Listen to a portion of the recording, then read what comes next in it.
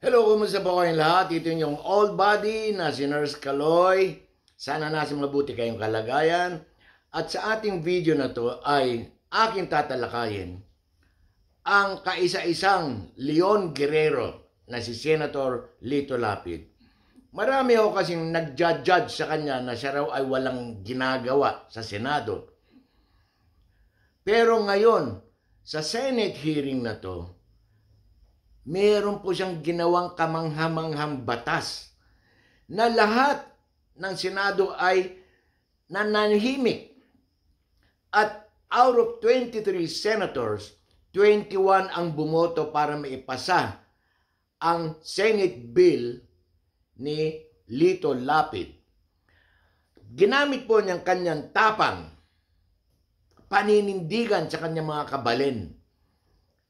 Kaya panoorin niyo po ang video clip, ang privilege speech ni Senator Lito Lapid. Pero bago niyan, please subscribe po, like and share ang ating maikling video. Mr. President, I move that we proceed with the third reading of Senate Bill number 2797. This is the bill declaring Pampanga as the culinary capital of the Philippines. The printed copies of the bill were electronically distributed to the members of this chamber on November 28, 2024 in compliance with the 3-day rule of the Constitution. I so move, Mr. President. Any objection? Hearing none, consideration of Senate Bill number 2797 on third reading is now in order. Senate Secretary is directed to read the title of the bill and to proceed with roll call vote. An act declaring the province of Pampanga as the culinary capital of the Philippines. Roll call vote. The Honorable Senator Binay, Senator Cayetano Alan, Senator Cayetano Pia, Senator De La Rosa, Senator Ejercito, Senator Estrada, Senator Gatchalian, Senator Go, Senator Ontiveros, Senator Lapid, Senator Legarda, Senator Marcos, Senator Padilla, Senator Pimentel, Senator Poe, Senator Revilla, Senator Tolentino, Senator Tulfo, Senator Villanueva, Senator Villar Cynthia, Senator Villar Mark, Senator Zubiri, the Senate President. With 21 affirmative votes, 0 negative, 0 abstention, Senate Bill number 2797 is approved on third and final reading. Mr. President, the gentleman from Pampanga, Senator Lapid, is seeking the floor, Mr. President. I move that he be recognized. Our kabalet. Ayan po, 21 out of 23 ay bumoto sa Senate bill ni Senator Lito Lapid. Pakinggan po natin ang kanyang privilege speech at dito mamamangha kayo kung ano ang kanyang damdamin na kanyang inilalahad para sa mga kabalen. Mga Kapampangan, panoorin niyo po at kayo ang mag-comment kung ito ba ay kamangha-mangha, nararapat ba para sa isang Senate hearing na ganito. Dahil nga, tulad na sabi ko, lubog na tayo sa korupsyon, sa baha. Pero itong bill na ginawa ni Senator Lito Lapid ay kakaiba. Ito po, panoorin niyo po ang kanyang privilege speech. Senator Lapid is recognized and you may proceed, sir. Okay.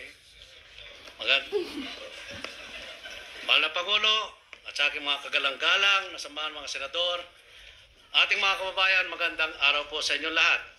Unang-una po sa lahat ay nais ko pong ipahayag ang aking taus-pusong pasasalamat sa inyong lahat. Suporta ipagpasa sa Senate Bill number 2797. Nagdideklara sa Pampanga bilang culinary capital of the Philippines. Isang malaking karangalan po ito, hindi lamang sa aming mga Kapampangan kundi sa buong Pilipinas. Kilalanin ang yaman at kasaysayan ng ating lutuing Pilipino. Nais ko rin pong magpasalamat at ipaabot ang aking taus-pusong pasasalamat sa ating Senate President Francis G. Escudero at sa ating Senate President Pro Tem sa ito, Jingoy Estrada, at si Senator Majority Leader Francis Tolentino at sa Minority Leader Coco Pimentel at si Senadora Risa Ontiveros. Maraming salamat po sa inyo. At sa ating mga kasamaan, mga senador, lalong-lalo na kasamaan nating senador Mark Villar na buong puso sumuporta bilang sponsor ng panukalang ito. Maraming salamat, pare. Bilang panukalang ito, lubos na nagpapasalamat ako sa kapwa senador na nandito ngayon. Maraming salamat po sa inyong lahat at tiwala at suporta upang maayos sa katuparan ang panukalang hakbang na ito. At hindi ko rin po makakalimutan ang pasasalamat na tumulong sa mababang kapuluan ang dating Pangulo Gloria Macapagal Arroyo at ngayon ay Congresswoman ng 2nd District ng Pampanga na tumulong din po paano maipasa ang aking Republic Act 9999, ang lapid law kung tawagin. At pasasalamatan ko rin po si Congressman Janjan Lasatin ng 1st District ng Pampanga, Congresswoman Ana York ng Bondok ng 4th District ng Pampanga at si Congressman Aurelio Gonzales ng 3rd District. Nais ko rin po pasalamatan ang ating Speaker Martin Romualdez. Kaya po ang kasabihan po ng mga Kapampangan, lutong Kapampangan may nyaman, pag maragul ko kening mabilog ayato. Kapampangan ko pag maragul ko. Ibig po sabihin nun, ang lutong Kapampangan masarap at pinagmamalaki sa buong mundo.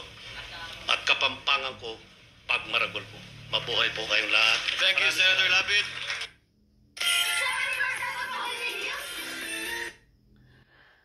Ayun po, ang kanyang Senate Bill 2797. Kayo, napanood nyo ang kanyang privilege speech. Naakma ba ang bill na to sa ating problema rito sa Pilipinas ngayon?